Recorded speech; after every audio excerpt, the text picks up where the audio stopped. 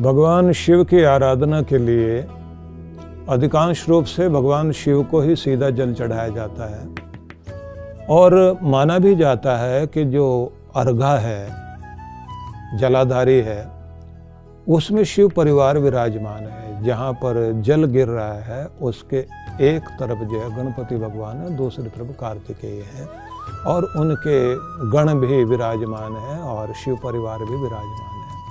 लेकिन जहाँ पर जो है शिवलिंग के साथ साथ में गणपति भगवान है, माता पार्वती और इधर कार्तिकेय और नंदी जी विराजमान है, तो वहाँ शिव जी को जल चढ़ाने से पहले गणपति को पहले जल अर्पित किया जाता है। वो इस बात को ध्यान में रखकर कि शिव जी प्रसन्न किससे होते हैं। शिव जी इस बात से प्रसन्न हुए कि एक पुत्र ने अपना सारा संसार अपने माता पिता में देखा, जो अपने माता पिता को प्रथम स्थान देता है, उसको अगर आप पहले जाकर जल चढ़ाते हैं, इसका मतलब ये है कि आप गणपति भगवान को प्रसन्न करते हुए इस बात को ग्रहण कर रहे हैं कि मेरे लिए भी, मेरे परिवार से भी महत्वपूर्ण मेरे माता पिता हैं, मेरे संसार से भी बढ़कर मेरे माता पिता महत्वपूर्ण हैं। और शिव जी के पास बाद में जाते हैं,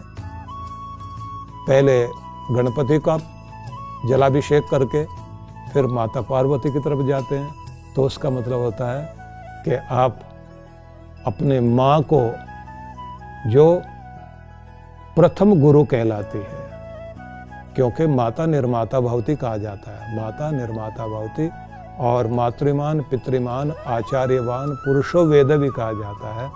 तो माँ को सम्मान देने के बाद फिर अपने भाई को भी आप भूले नहीं, भाई को आप कार्तिकेय को सम्मान दें। तो मतलब आप अपने परिवार को महत्व दें और अपने भगवान को भी महत्व दें। परिवार को भी नहीं भूलें, न हर भूलो न जग भूलो, रहो इस तरह से जिंदगानी में कि जिस तरह से कमल रहता है तालाब के बंद पानी में निर्लिप्त भाव से। तो बाद में शिव जी को जल चढ़ाया जाता है।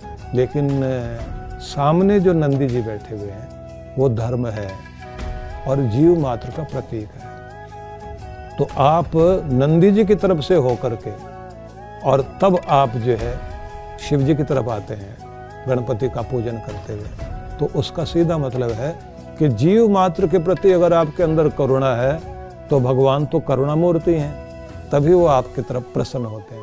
एक मजे की बात और कि शिव जी की अर्ध परिक्रमा होती है, जहाँ जल गिरता है वहाँ पर आप जो है पाँव नहीं रख सकते, उसको लांघ नहीं सकते। माना जाता है कि उस स्थान में जहाँ से जल गिरकर नीचे की तरफ आ रहा है, वहाँ 33 कोटि देव विराजमान होते हैं जिनका उल्लंघन नहीं करना चाहिए। वहाँ आप उनको सम्मान दे रहे होते हैं।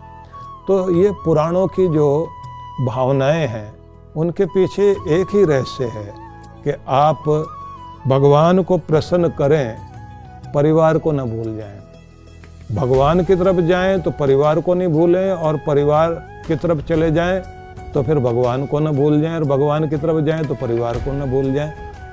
तालमेल जरूर होना चाहिए। ये जो तालमेल है यही आपके कल्याण का एकमात्र कारण है। और इनसे भी बढ़कर आता है कि आप जीव मात्र के प्रति भी अपने कर्तव्यों को ध्यान में रखें। जैसे संसार भर में जितने भी जीव जंतु हैं उनके प्रति अगर आपके मन में दया करुणा है तो इसका मतलब है कि आप भगवान को मानने वाले हैं। इसलिए भगवान पशुपतिनाथ भी हैं। उसका भी अलग रहस्य जो अलग समय में उस पर चर्चा हो।